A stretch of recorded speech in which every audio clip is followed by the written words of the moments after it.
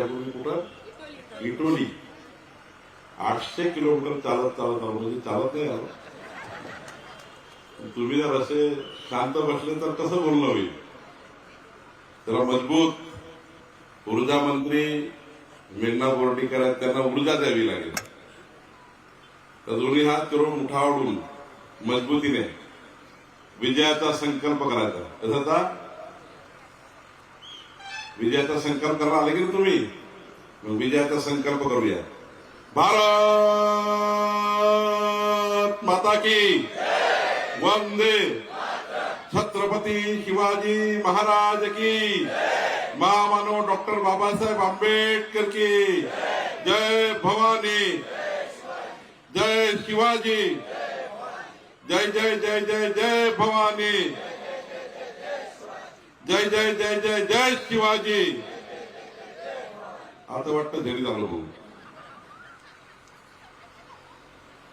व्यासपीठावर उपस्थित भारतीय जनता पार्टीच्या नेत्या, आपल्या जिल्ह्याच्या पालकमंत्री मेघनाताई बोर्डीकरजी, आपले जिल्हाध्यक्ष सुरेशजी भुमरे, व्यासपीठावर उपस्थित शिवाजीराव भरोसेजी, दिलीपराव देशमुखजी, माधुरीताई देशमुखजी, प्रमोदजी गायकवाड, नंदाताई देवळे, विद्यांबरजी रसाळ, तानाजी कदम, दीपक सिंह गौतम, इलासबाई खतीब, ॲडव्होकेट रामजी चव्हाण, कैलासजी सावंत, अप्पासाहेब गायकवाड, सलीमजी कुरेशी, गजाननजी हेंडगे, सकारामजी नन्नवरे, आतिकबाई इनामदार, अभिजितजी परिहार, उत्तमराव जगाडे, भीमरावजी साळेगाव, आशेफजी कुरेशी, डी के इनामदार, उत्तमरावजी साळेगाव, देवडेजी, माणिकराव बनसोडेजी, रमेशराव सावंत, बाळासाहेब जगाडे, अस्मिता ढाले, प्रशांतराव वटारे, संदीपजी जाधव, दैवतजी लाटे.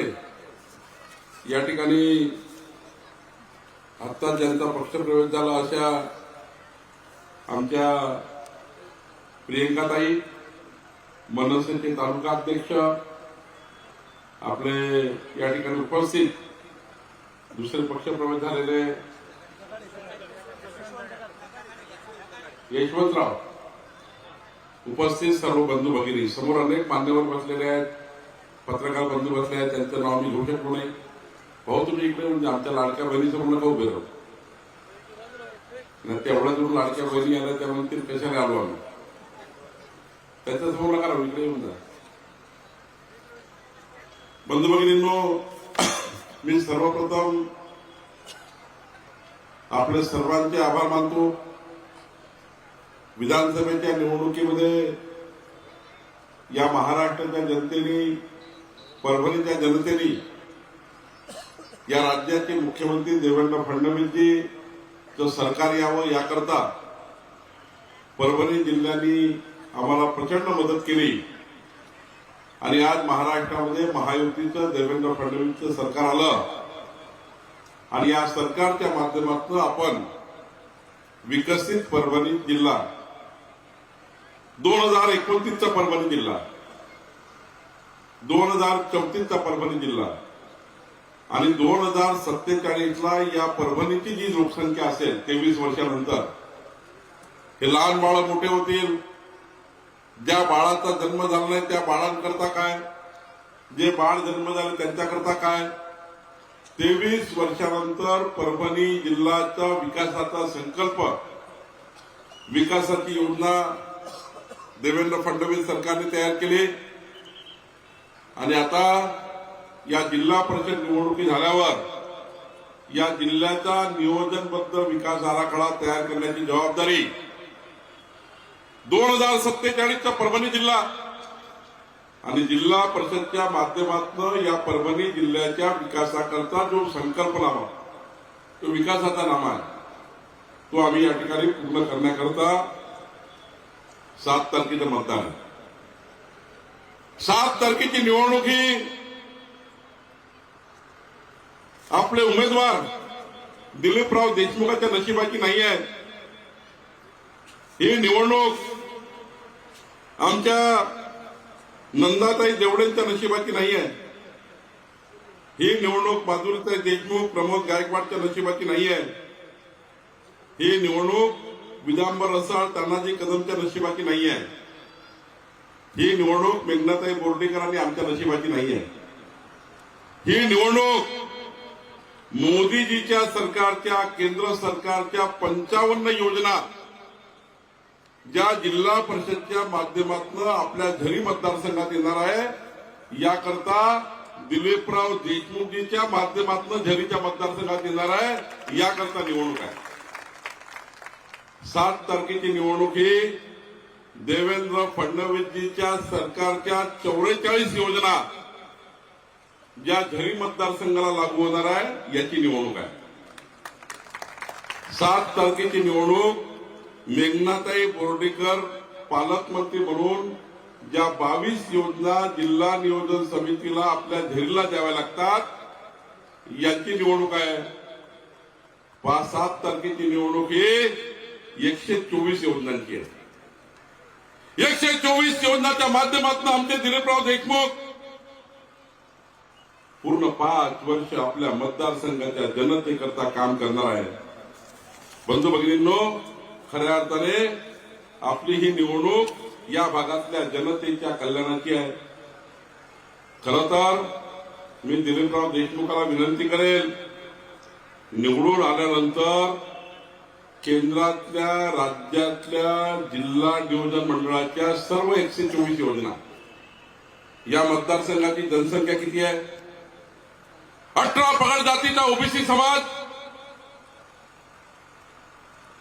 353 जातीच्या ओबीसी समाजाच्या सामाजिक न्यायाच्या, ओबीसी कल्याणाच्या, महाज्योतीच्या योजना आपल्या मतदारसंघात आणण्याकरता दिलीपराव देशमुख पाहिजे. मागासवर्गीय, शेड्यूल कास्ट, शेड्यूल ट्राईब, आदिवासी समाजाच्या माध्यमातून, आदिवासी योजनेच्या माध्यमातून, आदिवासी उपाययोजनेच्या माध्यमातून या मतदारसंघाला आदिवासी मागासवर्गीय समाजाच्या योजनेकरता आपण या ठिकाणी निवडणूक लढतोय. आणि सामाजिक न्यायाचे, शेड्यूल कास्ट, शेड्यूल ट्राईब या सर्व समाजाच्या योजना या ठिकाणी आणण्याकरता दिलीपराव देशमुखाची निवडणूक आहे.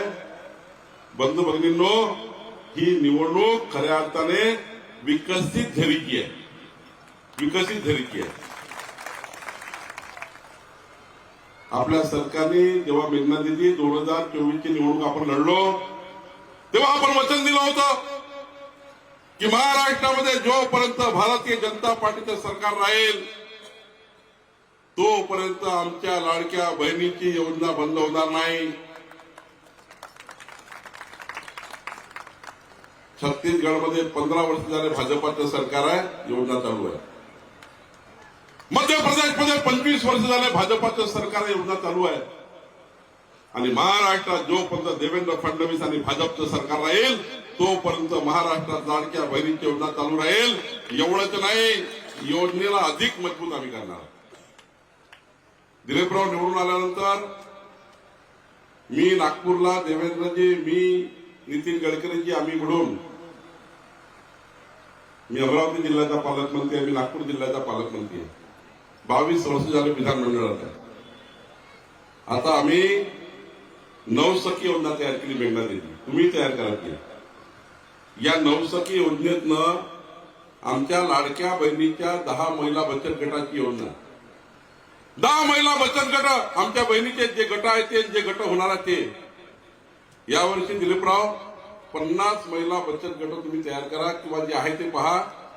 या गटांना 1 लाख रुपये अनुदान, कर्ज नाही, 1 लाख रुपये अनुदान, 9 सखी योजना.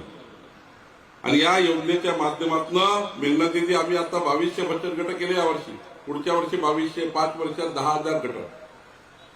तुम्हाला माझी विनंती आहे, मेघना दिदी, एक रस्ता कमी झाला चालेल, पण आमच्या लाडक्या बहिणीला 1 लाख रुपये अनुदान देऊन त्यांना रोजगार, स्वरोजगारला योजनेला देण्याचं काम आपल्याला करायचं आहे. दिलीपराव, 50 महिला बचत गट यावर्षी, प्रत्येक वर्षी 50 गट, 5 वर्षामध्ये किमान 500 गटांना 1 लाख रुपयाचा चेक आपल्याला द्यायचा आहे. मेघना दिदी योजना आपल्याला करायची आहे. 9 सखी लाडक्या बहिणींना मजबूत करणारी योजना. बंधू भगिनींनो, निवडणुकीमध्ये शब्द दिला होता, विधानसभेच्या निवडणुकीत आम्ही सांगितलं होतं, जर देवेंद्र फडणवीस सरकार महाराष्ट्रात आला तर आमच्या शेतकऱ्याच्या शेताच्या पंपाचं विजेचं बिल आम्ही माफ करू. मला अभिमान आहे मेघनाजी, तुम्ही निवडून आल्या, आपलं सरकार आलं आणि आज मला या गोष्टी अभिमानाने सांगायच्या आहे. या महाराष्ट्रातल्या 45 लक्ष शेतकरी घरी, या सर्व शेतकऱ्यांचं घरी शेतकरी परभणीचे शेतकरी असतील, या सर्व शेतकऱ्यांचं 27,000 कोटी रुपये विजेचं बिल सरकारने माफ करून टाकलं. आता 1 रुपया विजेचं बिल त्या ठिकाणी घेणार नाही. आणि आम्ही वचन दिलं आहे, देवेंद्र फडणवीस सरकार जोपर्यंत महाराष्ट्रात आहे तोपर्यंत, भाजपाचं सरकार महाराष्ट्रात तोपर्यंत 1ही रुपया शेतकऱ्याचं विजेचं बिल आम्ही घेणार नाही. शेतकऱ्याच्या विजेच्या पंपाचं आम्ही इलेक्ट्रिक बिल नाही घेणार. आणि आता तर आम्ही हा विचार करतो आहे, जो शेतकरी सोलार पंप घेईल तो शेतकऱ्याचा 3 लाखाचा पंप फक्त 25,000 रुपये देण्याचा निर्णय आपण केला. फक्त 25,000 रुपये 3 लाखाचा पंप, 12 तास, सकाळी 6 पासून संध्याकाळी 6 वाजेपर्यंत, 5 एचपीचा, 10 एचपीचा, 15 एचपीचा पंप. बंधू भगिनींनो, दिवसानी शेतकऱ्याला वीज पाहिजे, शेतकऱ्याला दिवसानी वीज पाहिजे. शेतकऱ्याच्या शेतात वीज असेल, शेतकऱ्याच्या शेतात पाणी असेल, शेतकऱ्याच्या शेतात रस्ता असेल, कधी शेतकऱ्याचा मुलगा सरकारी नोकरी मागायला जाणार नाही, कधी नोकरी मागायला जाणार नाही. तो मागूच शकत नाही नोकरी. तो स्वतःला स्वयंपूर्ण करेल, आपल्या पिकाचं डबल पीक घेईल, जोडपट पीक घेईल, 3पट पीक घेईल, आपल्या शेताला उन्नत करेल, रोजगार बनवेल, रोजगार देईल. शेतकऱ्याचा मुलगा कधी नोकरी मागणार नाही. शेतकऱ्याच्या शेतात रस्ता पाहिजे, वीज पाहिजे आणि पाणी पाहिजे. मेघनाजींनी सांगितलं, आता तर आम्ही वाहून जाणारं पाणी थांबवतोय. विदर्भातलं वाहून जाणारं पाणी मराठवाड्यात आणणे, कोकणातलं वाहून जाणारं पाणी मराठवाड्यात आणणे, नळगंगा, पैनगंगा, वैनगंगा योजना आम्ही करतोय, अनेक योजना या ठिकाणी करतोय. आणि एवढंच नाही तर धारणगाव येथे जेवढे बंधारे लागतील धारणगावला, त्या सर्व बंधाऱ्याची कडी आम्ही तयार करणार आहे. ते आम्ही जलसंधारण विभागाकडे घेतलाय. दिलीपराव निवडून आल्यावर तुम्ही माझ्याकडे या, मी मुख्यमंत्र्याकडे घेऊन चालतो आणि धरणगावचे सर्व बंधारे करून जातो. एकही बंधारा करत नाही, काळजी करू नका. बंधू भगिनींनो, आम्ही विचार केला आहे की आता माननीय मेघनाताई, प्रधानमंत्री मोदीजींनी सूर्यघर योजना दिली आहे. सूर्यघर दिलीपराव, प्रत्येक वर्षी 500 घर, 2,500 घर, जे लोक आर्थिक दुर्बल आहे, 18 पगड जाती ओबीसी समाज असेल, शेड्यूल कास्ट, शेड्यूल ट्राईब असेल, मराठा समाज असेल, जो समाज आर्थिक दुर्बल आहे, जो समाज विजेचं बिल भरू शकत नाही, कारण विजेचा रेट 8 रुपये आहे. तुमच्याकडे जे वीज येते ते आमच्या नागपूरवरनं, चंद्रपूरवरनं येते, परळीवरनं येते. कोळसा जसा असा रेट वाढतो, विजेचे रेट वाढतात. कोळशाचा रेट वाढला का विजेचे रेट वाढतात. 8 रुपयाची वीज आहे. पुढच्या 5 वर्षांनी 2029 मध्ये 12 रुपये होणार आहे. 12 रुपयाची वीज झरीला परवडणार नाही.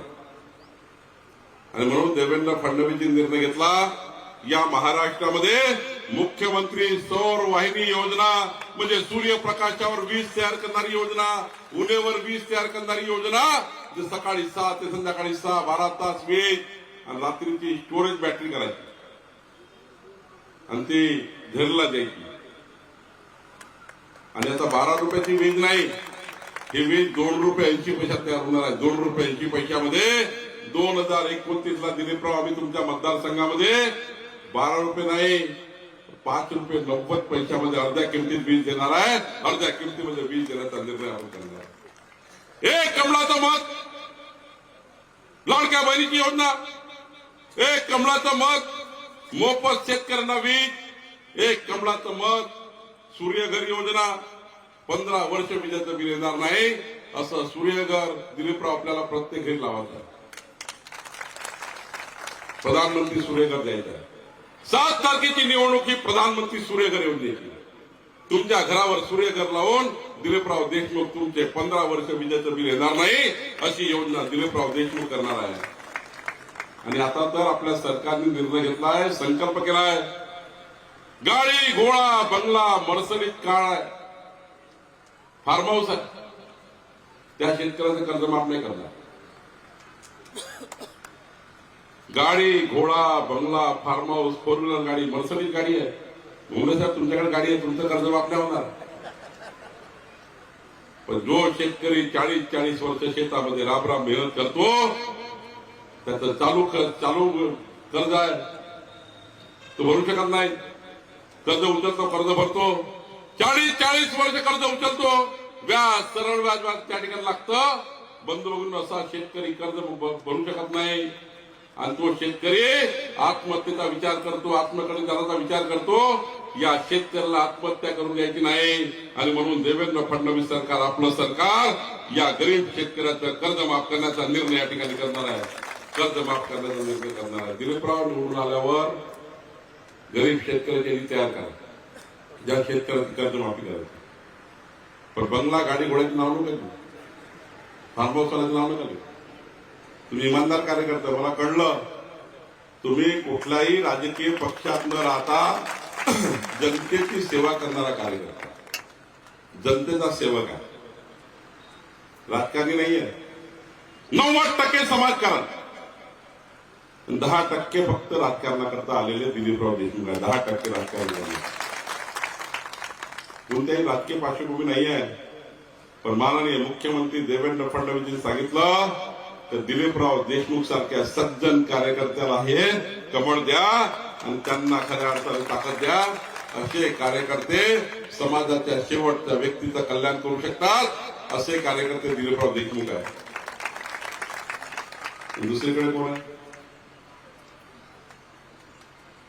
शेवटी मत हे कर्ज आहे.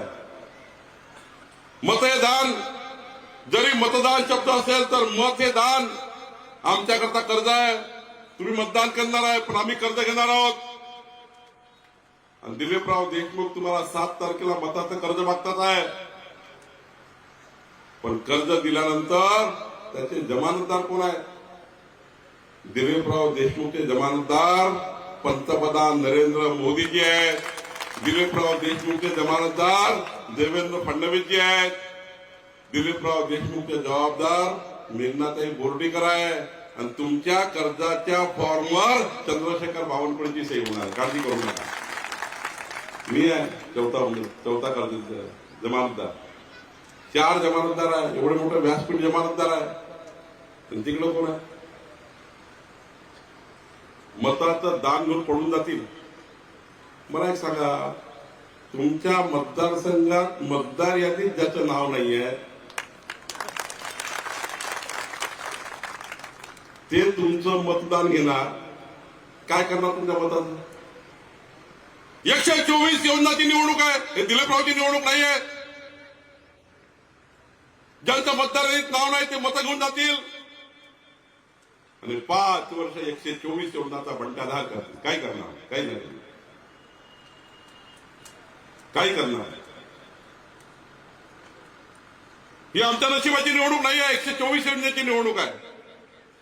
आणि म्हणून सांगतो, ज्याचं मतदार यादीत नाव नाही या मतदारसंघामध्ये, कुणाच्या वर्षावर निवडणूक लढणार आहे?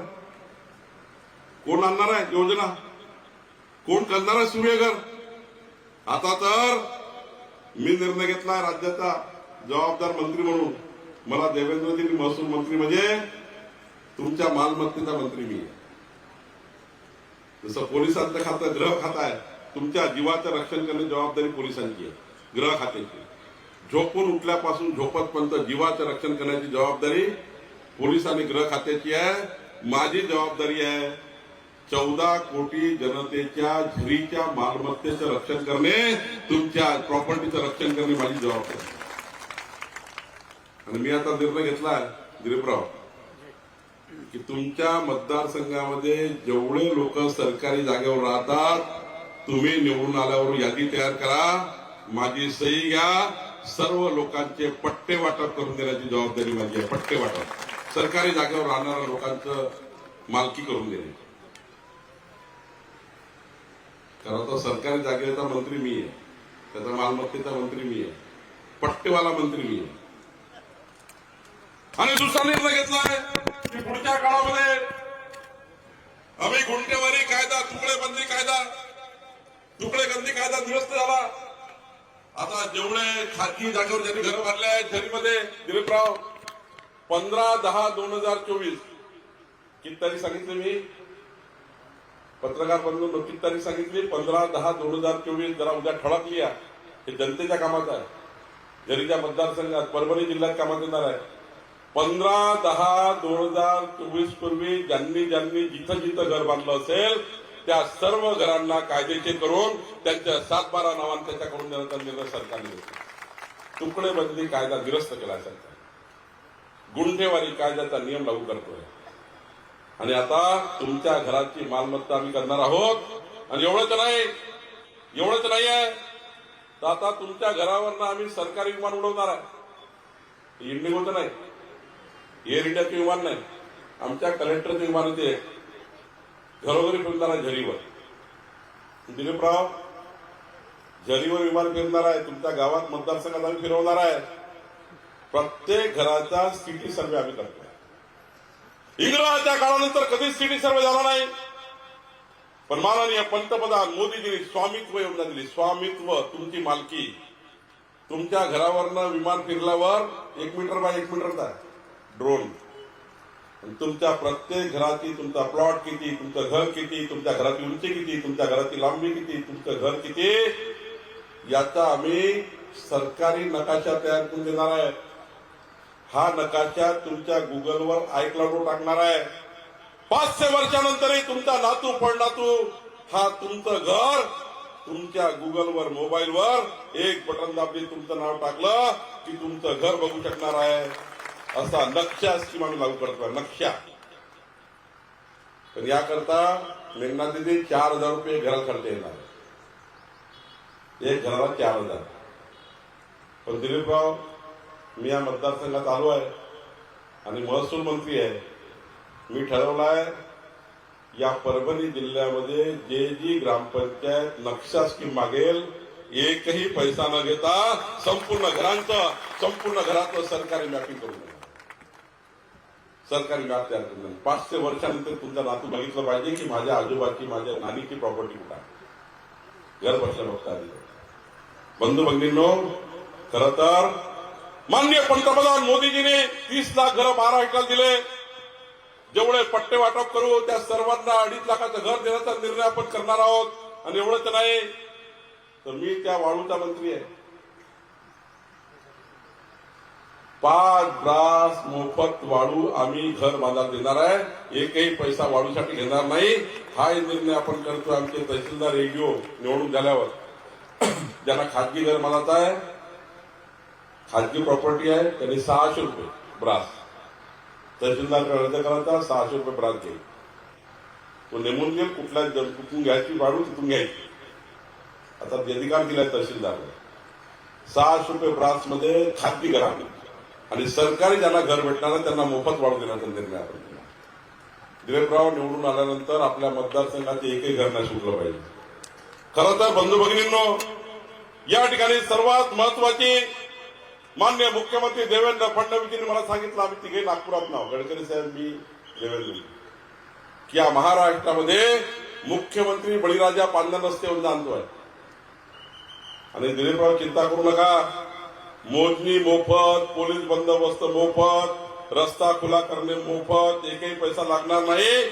आणि झरी जिल्हा परिषद सर्कलमध्ये तुमचं एक क्लस्टर तयार करून मुख्यमंत्री बळीराजा पांढर रस्ते योजना झरी सर्कलला लागू करण्याचा निर्णय आपण करणार आहोत. शेतकऱ्याचा ऊस निघाला पाहिजे, तो कारखान्यात दिला पाहिजे. ही निवडणूक झरी सर्कलच्या पांढर रस्त्याची मजबूती करण्याची. मला भरपूर बोलता येईल, 124 योजना सांगता येईल. आता तर आपण यात्रास्थळ विकासाची योजना तयार केली मेघनाताई. आणि इथे मला माहिती आहे भगवान दत्ताचं एक मंदिर आहे, राम भरोसे संस्थान. राम भरोसे संस्थानामध्ये संस्थानाच्या अध्यक्षाशी बोलून दिलीपराव एक योजना तयार करा, माननीय मेघनाताई मान्यता देतील आणि सरकारकडनं या देवस्थानाच्या विकासाकरताही लागणारा निधी या ठिकाणी आपण सरकारकडनं देऊ शकतो. देवस्थानाच्या संस्थानांनी त्या ठिकाणी बसून योजना तयार केली पाहिजे. आणि झरीला तर प्रत्येक महिन्याला यात्रा भरते. झरीला कुठलं? नागझरीला. झरीची नागझरी नदीचा उगम आहे आणि त्या ठिकाणी भगवान शंकराचं गोमुख दत्त मंदिर, महादेव मंदिर आहे ना. इथेही चांगल्या सुविधा असल्या पाहिजे याकरता दिलीपराव देशमुख तुम्ही आराखडा तयार करा. या ठिकाणी आपण मुस्लिम समाजाने शादीखाना मागितलाय. शादीखाना, लग्नासाठी हॉल. मेघना दिदी डीपीसीतनं हा निर्णय तुम्हाला करायचा आहे, तो निर्णय तुम्ही करणार. टाकळी कुतकर्णामध्ये 502 मंदिरमध्ये रजिस्ट्या थांबल्या, त्या रजिस्ट्या करून देणार आहे. रजिस्ट्रीचा मंत्री मीच आहे. जेवढ्या रजिस्ट्या थांबल्या असेल त्याचा मंत्री मी आहे. रजिस्ट्रीचा मालमत्ता सर्व माझ्याकडे, पार्लर रस्ते माझ्याकडे आहे. काळजी करू नका मित्रांनो. खऱ्या अर्थाने 124 योजना घेऊन मी आलोय. जिवंत 7-12 योजना आपण करतोय. मृत असलेले सर्व 7-12 जिवंत करून आपल्या गरीब माणसाला त्या ठिकाणी तहसीलदारकडे जाणं पडणार नाही याची आम्ही काळजी घेतोय. दिलीपराव निवडून आल्यानंतर मुख्यमंत्री समृद्ध पंचायत राज अभियान, मेघना दीदीकडनं जनसुविधा अभियान, नागरिक सुविधा अभियान, ठक्कर बापा आदिवासी वस्ती विकास योजना, अनुसूचित जाती नवबद्ध वस्तीच्या विकासाची योजना, प्रधानमंत्री आवास योजना, रमाई आवास योजना, शबरी आवास योजना, संत सेवालाल महाराज बंजारा लमान तांडा वस्ती सुधार योजना, माझी वसुंधरा अभियान, आदर्श ग्रामपंचायत योजना, अल्पसंख्याकाची विकास योजना, 25-15च्या माध्यमातून सरकारच्या माध्यमातून जयकुमार गोरेजी जी आमचे ग्रामविकास मंत्री आहे यांच्या माध्यमातून 25-15ची योजना. एवढं जण आहे तर महात्मा गांधी राष्ट्रीय ग्रामीण योजना, जल जीवन मिशनची रस्ते पिण्याच्या पाण्याच्या योजना, स्वच्छ भारत मिशनची योजना, राष्ट्रीय ग्राम उपजीविका मिशन, शालेय पोषणाहार मिशन, दीनदयाळ उपाध्याय ग्राम ज्योती योजना, राष्ट्रीय ग्रामीण उपजीविका मिशन, पुण्यश्लोक अहिल्याबाई होळकर यात्रा स्थळाच्या विकासाची योजना, रस्ते, वीज, पाण्याची योजना. एवढंच नाही तर या भागामध्ये संपूर्ण 124 योजना राबवण्याची निवडणूक आहे. 124 योजना मी योजनासाठी आलोय आणि मी हे तपासणार आहे.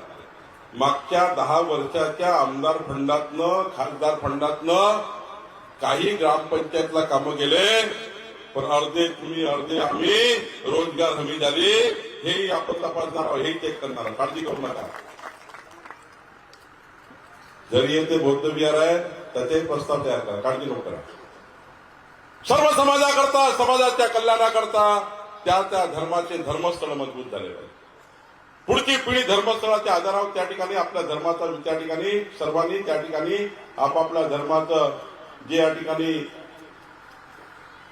सर्व धर्माचा विकास करून येणारी पुढची पिढी ही सांस्कृतिक सामाजिक दृष्ट्या आणि मजबूत झाली पाहिजे. याकरता धर्मस्थळाची आवश्यकता आहे, ते आपण करू. बंधू भगिनींनो, खऱ्या अर्थाने विकासाची 4 चाकाची गाडी आहे. काही लोक, दिलीपराव मला कळलं, मी पोलिसांना विनंती करतोय, या मतदारसंघामध्ये कोणी दमदाटी केली ना कुणासोबत आणि या मतदारसंघाच्या जनतेशी कोणी दमदाटी करून मतं मागण्याचा प्रयत्न केला तर माझा 24 तास नंबर चालू आहे. काळजी करू नका.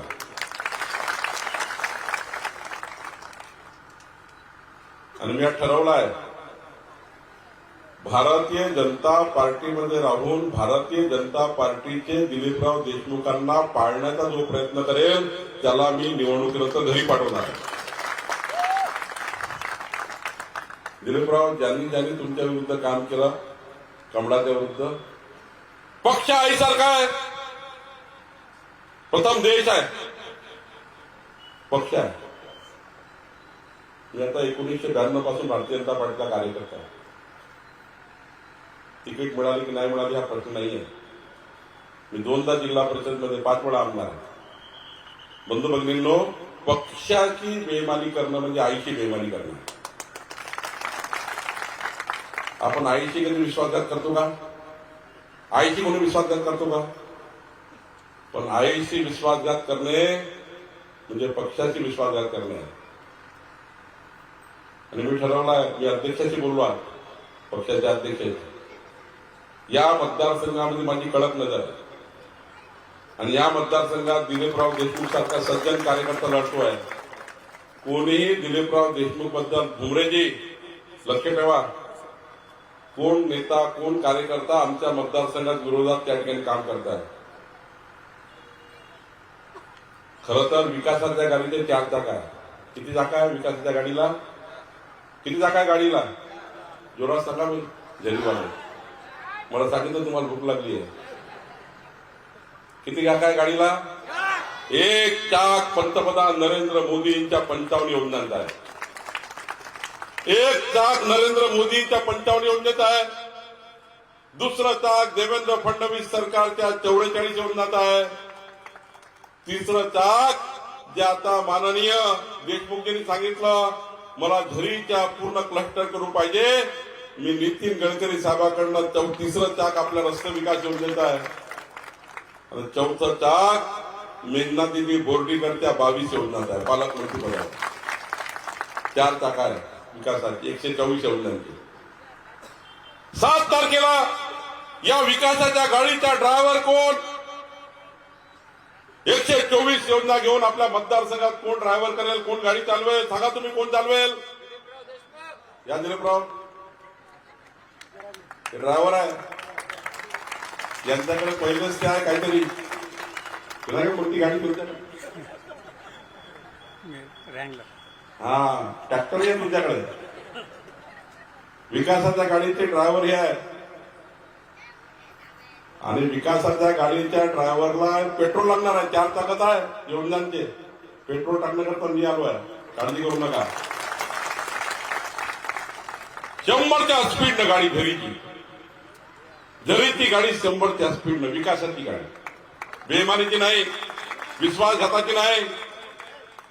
124 योजनाच्या विकासाची गाडी, गरीब माणसाच्या कल्याणाची, समाजाच्या शेवटच्या व्यक्तीच्या कल्याणाची 124 योजनाची गाडी. हे ड्रायव्हर आहे. बनवता का ड्रायव्हर यायला? जरा हात वर करा. कोण कोण ड्रायव्हर बघता यांना? तिकडे मागचे उभ्या पाटीलावर. तुम्हाला काय झालं भाऊ? हा सर्वांनी हात वर केले. आणि 285 किलोमीटर या तुम्ही सर्व उमेदवार. या उमेदवार सर्व. हे बघा या विकासाच्या गाडीचे पॅसेंजर हे आहे सर्व. या टाकळी कुंभकर्णचे माधुरीताई, प्रमोद गायकवाड, नंदाताई देवळे, विद्यांबर रसाळ, तानाजी कदम या सर्व. बापरे किती जोरदार उमेदवार आहेत, सुंदर आहेत, स्मार्ट आहेत. 7 तारखेला कमलाची बटन 124 योजना करता. याला ड्रायव्हर बनवा. आणि दिलीपराव निवडून आल्याबरोबर मिळणार तुम्ही आला तेवढं चाकरी आहे. निवडून आल्याबरोबर दिलीपराव हे सर्वांना घेऊन या. कुठं? मंत्रालयाच्या पहिल्या मजल्यावर माझं ऑफिस आहे. मंत्रालयाच्या पहिल्या मजल्यावर माझं कार्यालय आहे. तुम्ही माझ्याकडे सर्व योजना घेऊन या. मी तुम्हाला 6व्या मजल्यावर देवेंद्रजीकडे घेऊन चालतो, काळजी करू नका. जेवढा निधी झरीच्या विकासाकरता लागेल तेवढा निधी मेघनाताई आणि मी या मतदारसंघामध्ये आणून देण्याकरता आलो. सर्व योजना एकही पट्टा शिल्लक नाही पाहिजे. या ठिकाणी इनाम जमिनी आहे, मदत मात खिदमत मात जमिनी आहे. त्या जमिनीवर कोणती विकास योजना तयार होत नाही. त्या मदत मात खिदमत मात मध्ये अडकलेल्या जमिनीचाही निर्णय मी करून देणार आहे. त्यांचा मंत्री मी आहे, काळजी करू नका. मला निवेदन आलं आहे. इथे वेगवेगळे समाज आहेत, त्यांनी समाज मंदिर मागितलेले आहे. त्यांची योजना मी करून देणार आहे. मेघनाताई करणार आहे, देवेंद्रजी करून देणार आहे. चिंता करू नका. बंधू भगिनींनो, लक्ष्मीपूजन केलं का नाही? दीपावळी लक्ष्मीपूजन झाली की नाही? भाऊ तुम्ही केली का नाही? काय परिवारासोबत बरोबर मन लावून केली असाल, परिवारासोबत बसून केली ना? आई महालक्ष्मी कशावर होती? आई महालक्ष्मी कशावर होती? तुमच्या घरची आई महालक्ष्मीची पूजा केली तर लक्ष्मीजी ही कमळावर होती. म्हणून जर विकासाची परिवाराची लक्ष्मी कमळावर आहे तर झरीच्या विकासाची लक्ष्मी कशावर येणार आहे? कशावर येणार आहे? कमळावर येणार आहे. बरं मी एवढा दूरून आलो.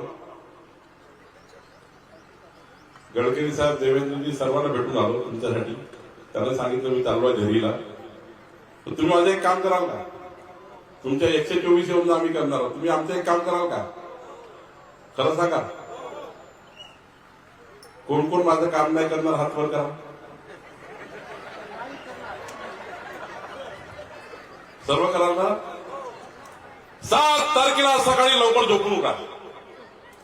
मी सांगितलं का नाही का? 7 तारखेला सकाळी लवकर झोपून उठा.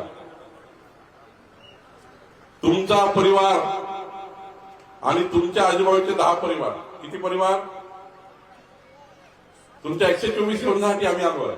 तुम्हाला एकच काम सांगतोय, तुमचा परिवार आणि आजूबाजूचे 10 परिवार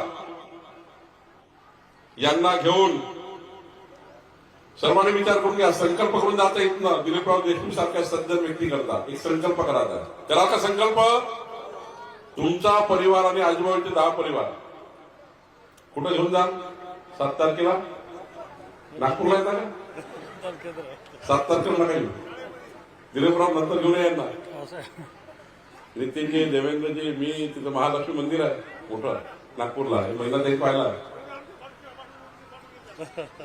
7 तारखेला तुम्ही मतदान केंद्रावर जा. किती परिवार घेऊन?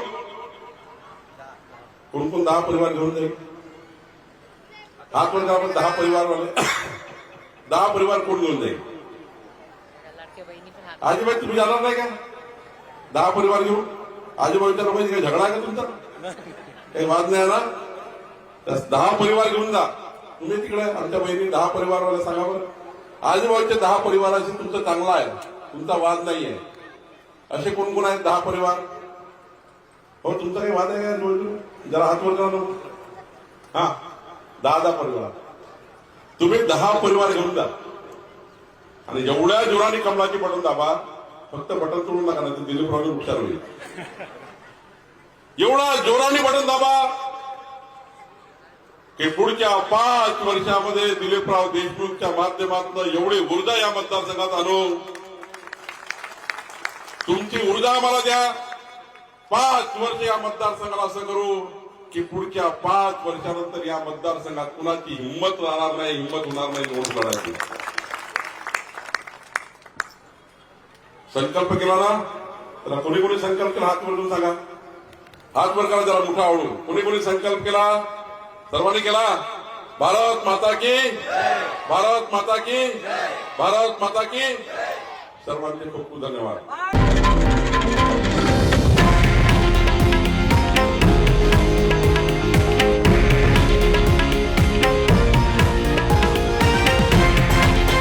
हे आहे देशातील नंबर 1 न्यूज नेटवर्क आणि आपण पाहत आहात TV9 मराठी, एकमेव.